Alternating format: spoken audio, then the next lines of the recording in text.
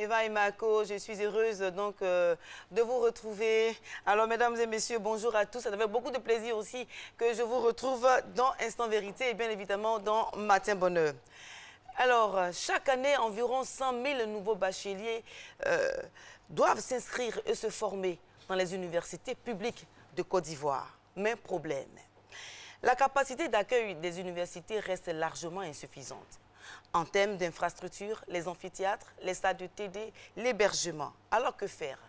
Le gouvernement a donc mis en place le PDU pour accélérer le développement des investissements dans les universités. Alors question, qu'est-ce que le PDU?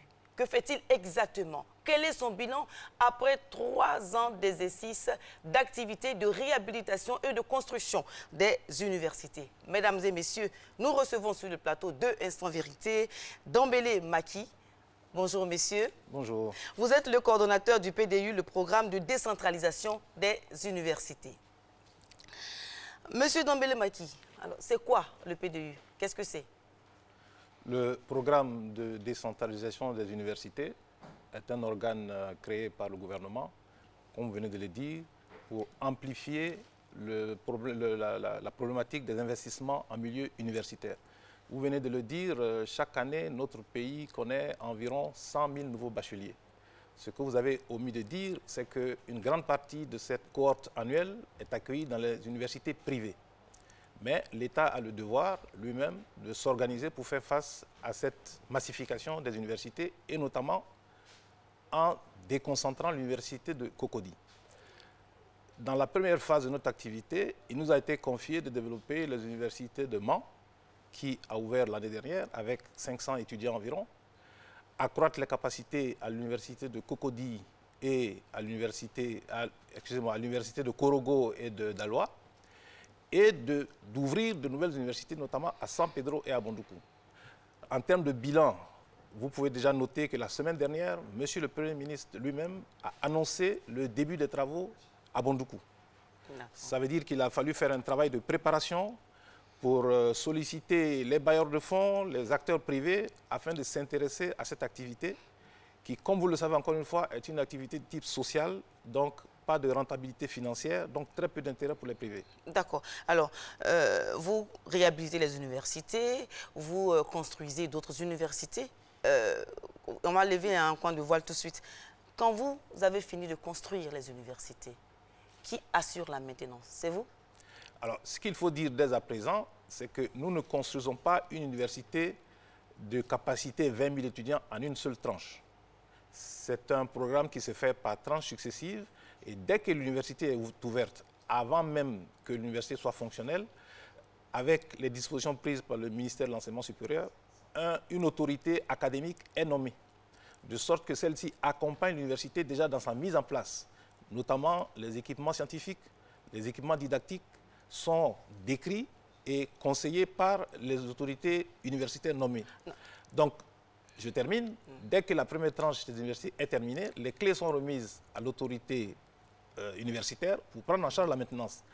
Évidemment, nous sommes un acteur essentiel qui continue d'accompagner les universitaires dans la gestion, dans le fonctionnement de l'université dans les premières années. Dans le fonctionnement, quel type de fonctionnement? Dans l'entretien et dans la maintenance des installations qui ont été donc livrées à l'université. D'accord, donc vous assurez une partie de la maintenance? Tout à fait, nous suivons la maintenance, nous suivons l'entretien, mais sous la responsabilité de l'autorité académique qui a été nommée. D'accord. Alors, quelles sont les régions qui ont été choisies pour la décentralisation des universités? Je veux dire, en termes de les critères de choix des régions. Cela répond à quelle politique? Alors, c'est une politique nationale. Ce sont des choix qui ont été faits au niveau de la communauté universitaire dans son ensemble. En 2012, il y a eu une étude qui a été faite et qui a réuni un grand atelier auquel a participé l'ensemble des acteurs du système. Pour vous dire, chaque université a une thématique principale de formation. Par exemple, à Mans, on va enseigner les mines, la géologie et les matériaux. Donc, tout jeune élève qui se trouve en seconde actuellement à Mans, si c'est sa vocation, il sait qu'il n'aura pas à venir à Abidjan pour faire ses études universitaires, il pourra le faire sur place à Mans. Ce qui augmente les chances de succès pour la jeunesse ivoirienne, où qu'elle soit sur le territoire national. Si vous prenez par exemple à Korogo, la thématique principale de formation sera l'agro-pastoral. À Daloa, c'est l'agroforesterie. À San Pedro, ça va être le génie civil, la construction navale, les ressources halieutiques. D'accord. À Bondoukou, ça sera les arts, l'architecture, etc. Bien. Alors, combien d'universités vous avez réhabilitées depuis que vous avez en charge le PDU? Nous faisons des extensions des universités. Les réhabilitations ont été faites, comme vous le savez, juste après la crise, parce que l'ensemble des infrastructures avait été saccagé. Donc, nous avons été mis en place après cette phase de réhabilitation. Et maintenant, nous procédons à l'amplification et à l'extension de ces universités. Donc, combien d'universités, je repose la question, que vous avez aidé à je vais dire, s'étendre? Il y a Korogo, il y a Daloa, sur lesquels on a réalisé des bâtiments de TP, des amphithéâtres qui sont mis en fonctionnement dès que c'est terminé. Et aujourd'hui, nous terminons les hébergements à Korogo, nous terminons les hébergements à Mans. Mais d'ores et déjà, ce que je peux vous dire, l'université de Mans a ouvert l'année dernière avec environ 500 étudiants. Cette année, ce seront environ 1000 étudiants qui seront affectés dans cette université. Et nous avons pris les dispositions pour que la cuisine soit fonctionnelle dès le mois de décembre. Pas le mois d'octobre? Non, il y a eu un dérapage. C'était le mois d'octobre. C'était prévu au mois d'octobre, oui. Mais il y a eu un dérapage, comme vous le savez. Ce sont des entreprises qui commandent des matériaux et des matériels à l'étranger. Mais, comme vous avez vu les images tout à l'heure, nous avons fait fonctionner les cuisines qui marchent. Et donc, il appartient à l'université d'assurer la restauration des étudiants. À quel rythme, moi je veux savoir à quel rythme allez-vous réhabiliter ou reconstruire ces universités? Est-ce que cela va se faire en 2 ans, en 3 ans? Quel sera le rythme? Alors, votre question est très intéressante parce que ça relève de la programmation. Ce que nous avons fait pour rendre le système crédible, nous avons fait des études générales pour chacune des universités en visant un horizon de 20 000 étudiants. Donc, à terme, chacune des universités va avoir 20 000 étudiants. Mais on ne peut pas réaliser une université de 20 000 étudiants en une seule fois. On le réalise par tranche. Et quand vous prenez l'université de Mans, elle est faite pour environ 3 000 étudiants, mais il y en a eu 500 l'année dernière. Cette année, il y aura 1000 de plus. Donc, quand l'effectif va arriver à un seuil critique, on lance la deuxième tranche, mais sur la base d'un plan coordonné. D'accord. Alors, donc, pour chaque étudiant, pour chaque université, il y a un nombre d'étudiants, un certain quota qui est respecté. C'est cela. Alors, à vous écouter, on pourrait dire que la décentralisation des universités est une réussite. Ben, nous sommes en train d'y travailler. La réussite est au bout de l'effort, mais déjà un certain nombre d'acquis sont palpables. Quand vous allez à Mans, nous étions encore il y a 2 semaines avec le vice-président de l'Assemblée nationale qui a ouvert les journées de la rentrée universitaire. Ce sont des terres qui ont été cédées à l'État, moyennant le paiement des droits de purge. Nous les en remercions. Et quand ces mêmes populations viennent voir le site et découvrent qu'ils sont dans un amphithéâtre climatisé avec des remises de diplômes aux étudiants méritants, ça veut dire que le pays est en marche. Et c'est ce que nous comptons faire. Ça veut dire que vous travaillez bien aussi. Ça veut dire que nous sommes en train d'atteindre les objectifs. Alors, pourtant, à Mans, justement, qui a ouvert à minima, comme vous l'avez dit, jusqu'à présent, vous avez dit qu'il n'y a pas d'aire de sport. L'hébergement, vraiment, c'est très difficile.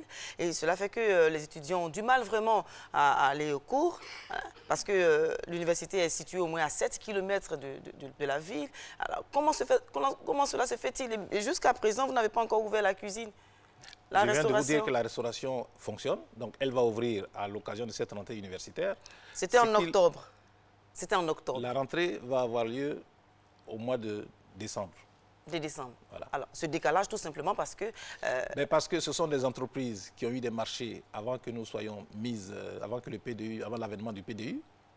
Il y a un certain nombre de difficultés qui sont nées, que nous avons traitées et qui commencent à donner des résultats. Si vous prenez les hébergements, il y avait une entreprise en charge de réaliser environ 500 lits. Elle a été jugée défaillante, son marché a été résilié et nous l'avons remplacée par 2 entreprises beaucoup plus performantes, qui vont commencer les travaux incessamment. Donc, en fait, je veux dire, l'université de Mans, c'est vraiment très difficile pour vous. Il n'y a pas d'université de Mans qui est difficile. Voilà, si l'université de Mans n'est pas difficile, n'est pas la seule université difficile, c'est Korogo, c'est difficile, à Daloa, c'est difficile. Je veux savoir comment vous allez vous en sortir, comment vous allez faire les choses. Vous voyez, madame, si vous prenez l'histoire de la Côte d'Ivoire dans les années 80, nous avons pu réaliser l'UNSTP et l'INSET. L'UNSTP, c'est 1500 étudiants.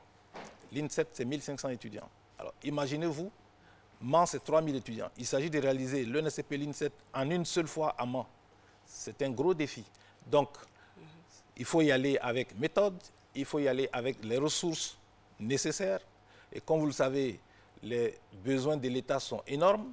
Et donc, dans le même temps où nous sollicitons l'État pour avoir des crédits, nous faisons en même temps le plaidoyer auprès des bailleurs de fonds. Ah ben voilà, j'allais vous le dire, hein, parce que dans vos missions, vous êtes chargé de rechercher les financements publics pour la réalisation des travaux par tranche. Mais vous voyez qu'il y a un grand succès, puisque le Premier ministre vient d'annoncer la semaine dernière que les travaux vont commencer à Bondoukou, sur la base d'un financement de la Banque islamique de développement. Bon, il y a un grand succès, mais en même temps, on se rend compte que les universités, le nombre des étudiants est vraiment assez important. Et, par exemple, je parle sous votre contrôle, hein, l'université de Cocody, Félix Houphouët-Boigny, plus de 70 000 étudiants, c'est cela? À Bobo Adjamé, Nandiou Aboua, 5 000 étudiants, avec ce nombre assez important. Alors, on veut savoir, il n'y a pas de toilettes, les étudiants marchent, ils grognent par moment. Comment vous faites, enfin, quelle réponse pouvez apporter à ces préoccupations qui urgent? Ben, effectivement, tout est urgent. Mais si vous y allez avec méthode, vous arrivez à circonscrire l'ensemble des problèmes, en faire un programme. Parce que le programme de décentralisation des universités, ce sont des chantiers en continu. Il ne s'agit pas de travailler une seule fois et de partir. Quand on a fini la tranche 1, qu'on la met en fonctionnement, on lance la tranche 2. Et au fur et à mesure, on constate les dysfonctionnements de la tranche 1, on les corrige et on progresse. Non. Vous ne pensez pas que la tâche est un peu trop énorme pour le P2I quand même? Parce que c'est vrai, la réhabilitation, la construction en même temps, on n'a même pas encore abordé la question des équipements des universités. C'est beaucoup de choses pour vous. Est-ce que ce n'est pas un rêve? Ce n'est pas un rêve. Ce n'est pas une illusion? Quand vous voyez les images qui défilent, ce n'est pas un rêve, nous sommes en train de réaliser le rêve. Et le rêve, il ne se réalise pas en se réveillant le matin. C'est vrai, mais le rêve... C'est chaque jour qu'il faut faire ce qu'il y a à faire pour que la chose devienne palpable. Oui, c'est vrai que le rêve ne se réalise pas en un coup de balai magique, mais en même temps aussi, il y a des bases qui peuvent être mises là et que les étudiants peuvent travailler dans de bonnes conditions.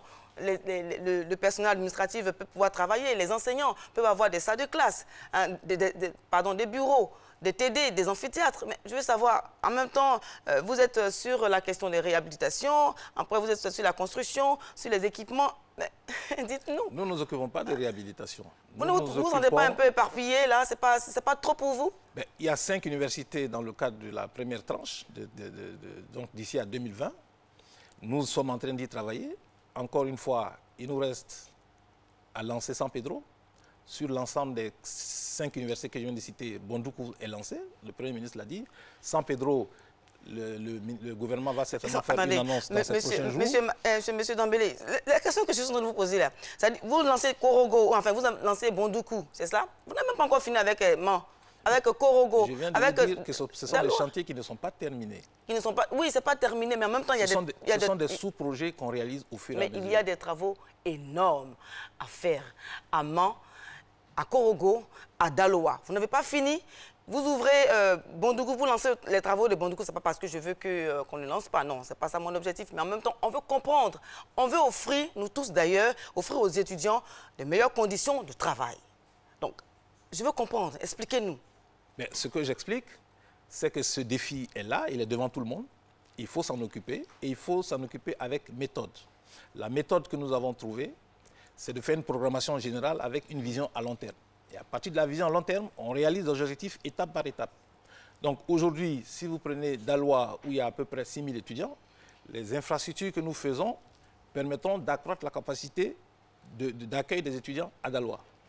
Parce qu'il y a des étudiants qui ont envie de se former dans le domaine de l'agroforesterie. D'accord. Alors, donc, juste le temps, on va y revenir, juste le temps pour nous de passer à un autre point assez important.